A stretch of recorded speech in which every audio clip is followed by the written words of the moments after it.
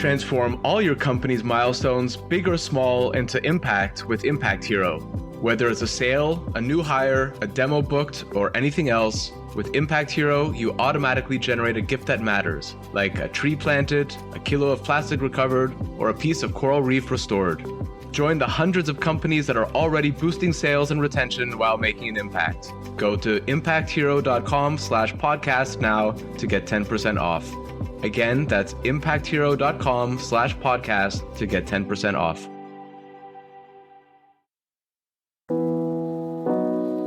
We think that maybe by the end of this year, maybe early next year, the cost of our battery electrolyte will become cheaper than vanadium. And then, once it hits a certain discount versus vanadium, there's no reason for people to stick to vanadium.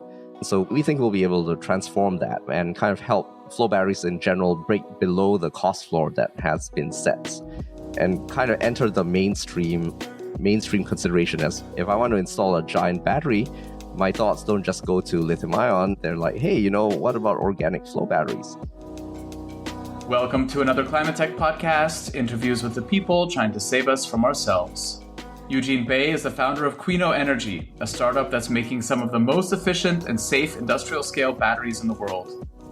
Eugene developed this remarkable technology while doing advanced degrees in physics and chemistry at Harvard and Stanford. Not bad. As you'll hear from the conversation, he's passionate about batteries and driven by impact. I reached him in Silicon Valley's epicenter, Menlo Park. I'm Ryan Grant Little. Thanks for being here. Eugene, welcome to the podcast. Thanks very much, Ryan. Thanks for having me on. You are the founder of Quino Energy, which you started in the Bay Area in 2021. In the absolute simplest possible terms, because I know that some of this stuff is actually pretty complicated, tell us what Quino does. So Quino Energy is actually developing a redox flow battery technology that was first invented at Harvard University. And, I was, a long time ago, I was one of the researchers who worked on this technology. So what's different about our technology essentially is that it's non-flammable. It doesn't use critical materials and is also about 30-40% cheaper than LFP batteries, not just today, but in the future. LFP meaning lithium iron phosphate batteries, which is the most common kind of lithium ion batteries in energy storage facilities at the moment. Wait, does this mean that you have batteries that can't catch on fire? Absolutely, yeah. So they're aqueous batteries, and all the battery active materials are dissolved in water. So maybe you'd like me to go into a little bit more detail about what is a flow battery? Yeah, why don't you talk a bit about that and compare it with kind of the batteries we're used to, like lithium-ion or the kind of the more general ones that people are used to? Yeah, I think when most people think about batteries, they think about maybe a AA battery or a slightly larger form factor, which is essentially like a cylinder or a little slab or something. Redox flow batteries are actually, I like to use the analogy of a car that uses gasoline. In a car, you have a fuel tank and you have an air intake and you have an engine where kind of like fuel, gasoline is combined with oxygen to burn it and get energy out, right? And then you convert the energy into fuel to movement in the car. So a flow battery is very similar like that. You have two tanks of liquid. One contains the fuel. You could think of it as a fuel. And the other contains another chemical, which is an oxidant. And both of those are fed to a flow battery power stack, which it looks a lot like a fuel cell if you're familiar with fuel cells. But it's a lot cheaper because it doesn't use platinum or any other catalyst. And that takes the role of an engine. So you combine the fuel and oxidizer, and then that gets turned into energy, electrical energy. And then the important thing, though, is the spent fuel and the spent oxidizer doesn't just leave as exhaust or anything. It's retained in the tanks. And then when you put in electricity into the power block, the reverse chemical reaction happens. So you can take electricity and turn it back into chemical energy, or the other way around. But essentially, at its simplest, it's fuel and oxidizer gets you electricity. And so, yeah, you just have these giant tanks of reactants. So it looks very different from the usual lithium-ion batteries that everyone thinks about. So it sounds like it's fully circular. I mean, that would make it more efficient, and maybe that's what drives the cost down as well. Oh, well, what drives the cost down is actually a mixture of things such as what are the raw materials that go into it. So, and also, I'd love to get more into this later. Innovations in installation of the batteries. This is something that, really hasn't dropped in cost very much over the past few years, even while the cost of battery components and battery systems has dropped. Installation hasn't gone down, but we've actually been fortunate enough to innovate greatly on this area. And this kind of goes into our ability to make use of existing infrastructure to really lower costs and lower time to get something deployed. I probably will be able to circle back on that later, but I just wanted to drop that in first. I want to ask you about materials in a moment, but let's maybe take it back up a level right now and just kind of understand who this is for, what some of the applications are. So, are these like laptop batteries, or are these industrial scale storage for solar PV plants? What should we be thinking of here? Yep, that's a great question. So flow batteries, as you can imagine, everything's dissolved in water. So in terms of energy per weight, it's probably, 10, 15 times heavier than lithium-ion batteries. There's no way around that. I mean, part of what makes it non-flammable is, of course, that, it's less energy dense on a weight basis, right? Everything that has a lot of energy in a small volume is flammable, basically. Lithium-ion batteries, gasoline, right? It's all the same thing. So if you have a great deal of water to kind of like drown things out and keep the temperature stable, you're going to have a trade-off on the weight. So it wouldn't be used in consumer electronics or probably mobility like vehicles anytime soon. And with flow batteries, because I've got two giant tanks, basically, conceptually it's very simple, but there's kind of a minimum size at which it starts to make sense. So you could have something like that for houses, kind of like the Tesla Powerwall. And there are some companies, especially in Germany, who are kind of targeting residential flow batteries. But we think that they're best suited for kind of large industrial and utility applications. So if, exactly like you said, if you have a PV farm and you want to avoid curtailment and avoid negative pricing, then you pretty much have to have a battery, and it's going to be quite large. Can you talk us through a little bit of the history of flow batteries? Because, it sounds like the reason this company exists is because some of the research work you did at Harvard. That's right. So are you asking about the history of organic flow batteries, which is what we're doing, or just flow batteries in general? Oh, well, you're introducing a distinction that I wasn't even aware of, so I'll let you maybe a little bit of both. Yeah, absolutely. So at the core, right, a flow battery is just kind of like a gasoline car. If you need more energy, you just make the tanks bigger. You don't need to buy 2 engines or 10 engines or something. So that really allows it to become cheap when you get to longer durations of storage. And quite early on, I think this was in the 70s, some really smart people at NASA, I believe, realized, hey, I can just have a tank of fuel, chemical fuel, and a tank of oxidizer, and just pump them together to a power block and use that as a way to store energy. And that was the first flow battery. I believe that was an iron chromium flow battery. Later on, I think in the 80s or 90s, sorry if I don't exactly know my history there, people discovered, well, I don't need to use 2 separate reactants. Actually, the same thing can act as both the fuel and the oxidizer. And that material was called vanadium. And that's actually been the basis of most commercial deployments of flow batteries to date, which is vanadium flow batteries. The nice thing about it is vanadium has a number of different oxidation states, which allows it to act as a reducing agent or kind of a fuel, and also as an oxidizing agent, the oxidizer. So the nice thing is that, well, if you mix them together, you don't lose anything. Nothing goes bad. And that actually is one of the key features of flow batteries, which is that the degradation is almost zero. It's very, very low compared to, say, lithium-ion batteries, where, say, you look at your cell phone, you use it after 2 or 3 years. Well, what's your battery life like, right? Mm-hmm. Not very good. And there's actually a lot of nuance when it comes to batteries, especially in the how they're used. How they're used really affects the lifetime of the batteries. The charging and the cycles and all that type of thing. Yeah, exactly. So I mentioned your cell phone's battery. It's probably really bad after maybe 3 years, right? And you can argue, well, it's like planned obsolescence kind of thing. They want to make the battery worse so that you'll buy the next model of the iPhone or whatever. But part of it is also related to usage habits. So lithium-ion batteries degrade a lot faster if they are subjected to deep cycling. That means you go from like 0 to 100% back to zero again. That's actually murder on lithium-ion batteries.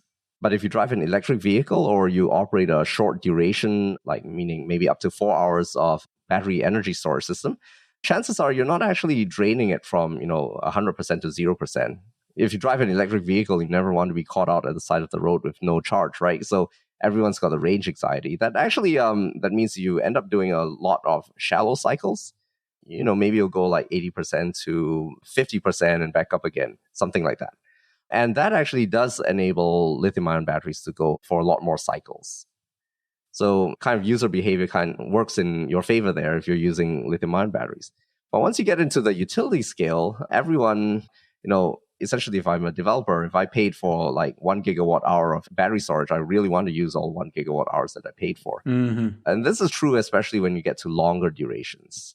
Short durations, like maybe you have a battery that will discharge in 4 hours, but then like I only need it for 15-minute blocks. That's okay, That actually does make the battery last a lot longer.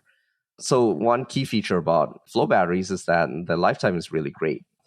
But at the end of the day, like vanadium's kind of limited in supply. And the processes of extracting it is also kind of sets, just the global supply and the extraction process sets a cost floor, which is relatively high and is less competitive compared to how quickly lithium-ion battery pricing has dropped these days. So that's where we come in. I wanted to jump in on that a little bit as well, because one of the, especially in today's very complex geopolitical situation, precious metals, this is kind of the name of the game for the future.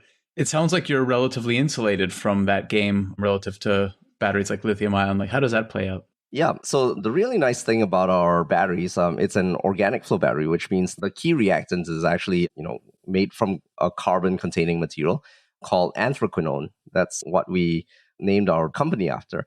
And anthraquinone is actually a material which is made from petroleum aromatics and coal tar. And if you wanted to, you could make it from like wood tar as well, if you really wanted a, like kind of renewable or sustainable source. But despite the name, despite coal tar, it's not like we're burning coal or anything to make our batteries. We're turning a coal byproduct into a battery material. So there is, I believe, in the United States, like, what is it? Something like 600 million tons of coal were mined and burned last year. So there's, really, really abundant resources of this actually pretty much scattered around the world. So no one's putting coal as a critical material anytime soon. That's true. Or coal tar as a critical material for that matter. So there's no issue with supply, and it's also not a critical material.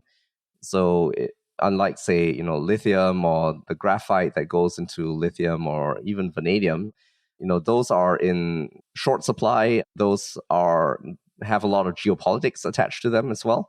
And well, also, there's an open question of whether there's ever going to be enough to satisfy the needs of the new energy economy. Or even if there was, it's harder to have reassurance that prices won't spike as demand does. Do you manufacture these in standard sizes, or is every order custom for each application? Or do you build them in the US? That's actually the beauty of flow batteries. We're actually fortunate enough to come in at a time where a lot of other manufacturers have already perfected the engineering for vanadium flow batteries and other kinds of mature flow batteries. And so we're coming in with something which is a lot cheaper, probably a quarter of the cost of vanadium, and doesn't use critical materials as well. But we get to keep almost all of the existing hardware.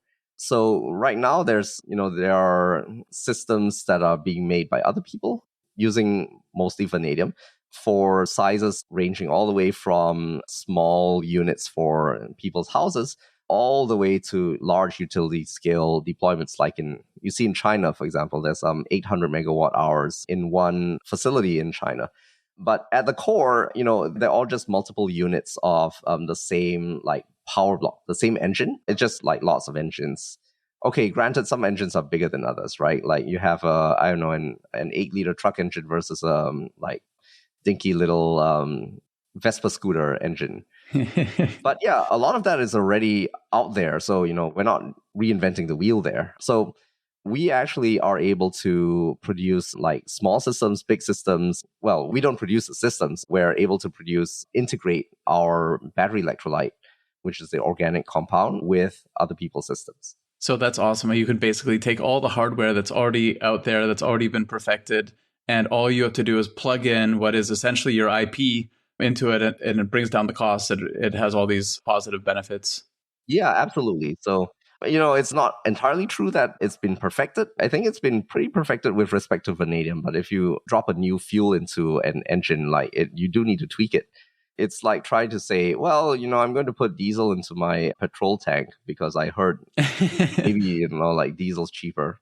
Okay, maybe that was a bad analogy. I would say like if I put like ethanol into my fuel tank, you could still burn it and drive your car, but it won't be very efficient. You will need an engine that was tuned specifically to that fuel.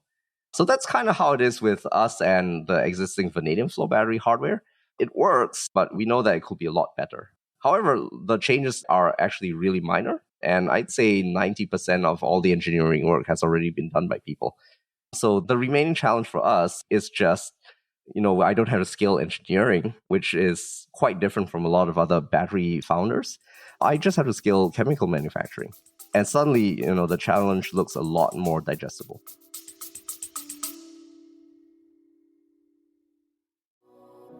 I work with a lot of companies who plan to open up shop in or expand across Europe. My one big piece of advice: don't fall into the trap of setting up a new entity right away. Instead, talk to my friends at Paracar, who can help you get up and running without all the costs, not to mention the legal and HR hassle. When I was hiring in different EU countries, I wanted my team to focus on their work, not on the country's bureaucracy. After interviewing a half dozen international expansion firms, I chose Paracar because they were by far the most knowledgeable and they're great people. Whether you're a large multinational looking to expand abroad, a small business looking for the right talent, or a contractor, they'll sort it out. Book a free, no-obligation consultation right now at paracar.eu/climate. That's PARAKAR.eu/climate.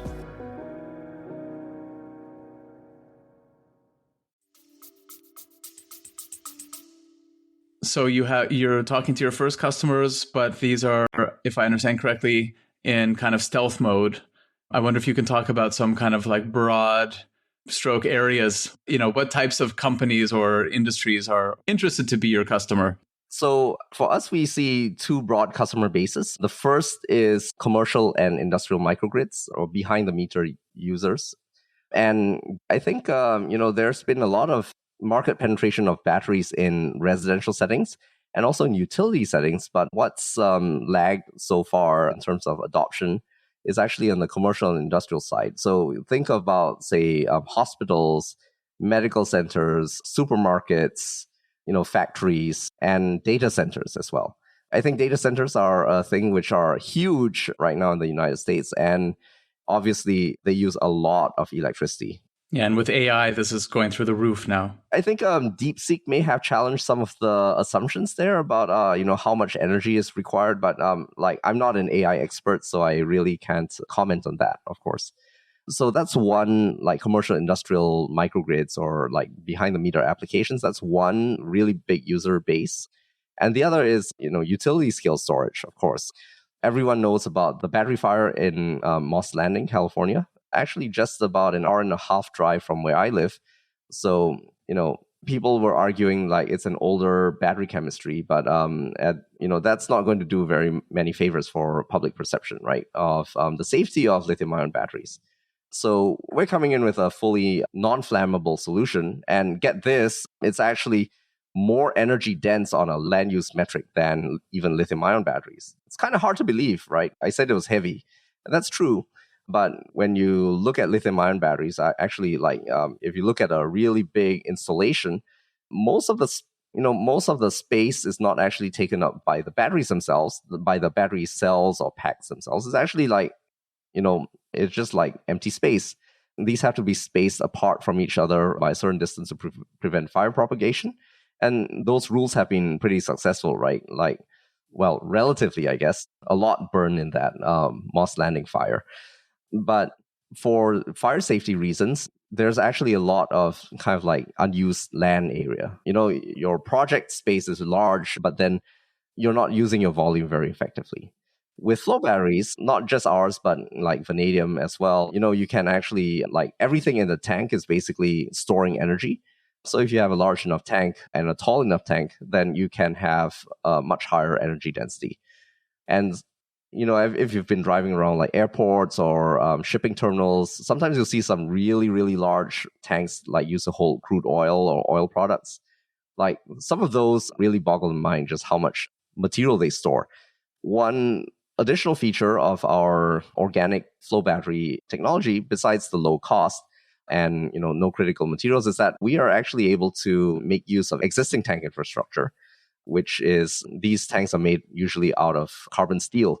And vanadium is just too corrosive. It's like a strong acid. It's too corrosive to ever be used with those kinds of tanks. But we will actually be able to kind of come in, make use of existing infrastructure. And that kind of gets back to what I said earlier about innovating on installation. If you can make use of existing infrastructure, like an existing tank, which is already set up for storing hazardous chemicals, you just saved yourself a bunch of money and a bunch of time.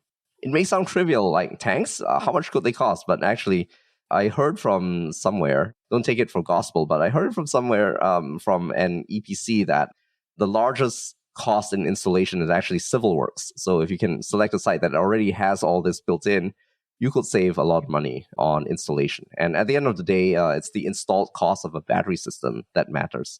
Yeah, coming from the biogas space, I can say that the tanks are very expensive. Exactly. Yeah. People take tanks for granted. Like, a tank, how much could it cost, right? Or like, a battery enclosure is actually quite significant.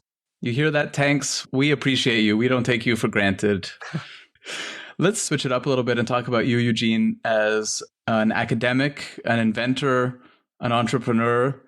You have 3 degrees across physics and chemistry from both Harvard and Stanford. I heard an interview with you where you said that you feel more lucky than smart. Why is that? If I look at this CV, I think smart. I think lucky. Have you seen the college admissions rates these days? Yeah, I mean, I don't know when you were there, but I'm sure it wasn't a walk in the park then either. Yeah, well, I was an international student too. So, I was born and grew up in Singapore. So it's a lot more challenging for an international student to get admitted to one of these schools. And the competition is fierce. But, I don't think of myself as like, particularly talented or, compared to my peers who had, I think, an equally good chance of getting to the same schools as me. But there probably has to be a healthy dose of luck in there. Did you feel that you kind of found your tribe when you landed in these places? And Yeah. Are your co-founders or some of your team, do they come from these same universities and people you worked with there? Yeah, actually, 2025, this year marks 20 years since I came to the United States. And I've just struck by how many really, really smart people I've met. So, I think I feel justified in calling myself more lucky than smart, but I'll take it, right? I don't want to be unlucky either. My co-founder is also someone who worked in the same technology at Harvard, just at a slightly later time. And his name's Mesam, and I'm really, really happy that we're in this team together. Because it's been actually, in our founder dynamic, it's actually been pretty smooth sailing ever since we started the company. That's awesome. That's a real blessing. Yeah. And kind of going back to the lucky versus smart thing, a lot of like when it comes to business opportunities or personal growth, a lot just happens to be like being in the right place at the right time. I think someone said that luck is where preparation meets opportunity. So yeah, that's my luck, I suppose. That's awesome. As you said, we're early 2025. If you look at the year ahead, what are you most excited about? And what are you most worried about kind of in the climate or clean energy space? I am most excited to see organic flow batteries finally take center stage. I think this year and the next, we will see, just through a purely economic reason, we will see our organic actually supplant vanadium as the flow battery reactant of choice. So we think that maybe by the end of this year, maybe early next year, the cost of our battery electrolyte will become cheaper than vanadium. And then, once it hits a certain discount versus vanadium, like there's no reason for people to stick to vanadium. So we think we'll be able to transform that and kind of help flow batteries in general break below the cost floor that has been set and kind of enter the mainstream consideration. As if I want to install a giant battery, my thoughts don't just go to lithium-ion. They're like, hey, what about organic flow batteries? So we're really excited to see our large projects come online. And then what am I most worried about? There's, I think, like top of our mind is like uncertainty in policy, especially driven by the new administration in the United States. But in there, I also see opportunity. So just in general, without wading into politics, in general, business hates uncertainty, right? And that's no exception for me. But we see a lot of opportunity because we're not reliant on supply chains that involve China, for example. We can source our raw materials. If you wanted to, you could do this, from like the raw materials all the way to final product. You could do this all in the United States. And in fact, the raw material, one of the key raw materials that we use is actually a clothing dye. It's actually the same dye that's in this shirt that I'm wearing right now. Sorry for everyone in the podcast.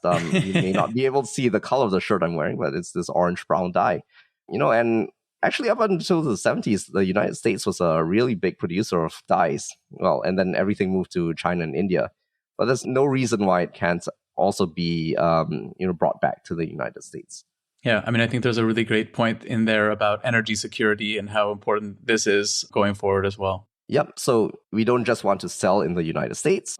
Right now, flow battery manufacturers, especially vanadium, have a presence and sales in many, many different countries. And chief of which is China. I think China last year put about 3 gigawatt hours, 2-point-something gigawatt hours of new flow battery installations. I think it was 320% increase year on year from 2023. So there's already some real economies of scale out there in the world. And all of that, it just uses vanadium, which has a cost floor. So there's lots of opportunities for sales outside the United States as well. It sounds like everything's going very well. Yeah, we want to just go and, go out there and partner with like all the rest of the players in the ecosystem and kind of like drive volumes. And with higher volumes comes lower unit costs, which will allow us to overtake vanadium and then eventually lithium-ion. So if people are listening and they're thinking, how can we get involved with Quino Energy? Are you hiring? What kind of partners are you looking for? Are you fundraising? What can people do to get involved to support your mission? Well, maybe buy our products. Well, actually, the best thing that people could do is actually kind of raise awareness, that there are alternatives to the lithium-ion like hegemony that's out there. Everyone's thinking, well, if I install a big battery, it has to be lithium-ion. And the only question is like, which manufacturer of cells or what form factor of cells do I use? We want more people to know that there are real alternatives to lithium-ion, which are viable, which are cheap, non-flammable, higher energy density, and don't have issues of like supply chain exposure to, say, China, for example. I think that's a great place to leave it. And I've learned a lot from this conversation. So thank you very much, Eugene. It's really cool what you're doing. Thank you very much, Ryan. Thanks for having me on. It's been a pleasure. Thanks for listening to another ClimateTech podcast. It would mean a lot if you would subscribe, rate, and share this podcast. Get in touch anytime with tips and guest recommendations at hello@climatetechpod.com. Find me, Ryan Grant Little, on LinkedIn. I'll be back with another episode next week. Bye for now.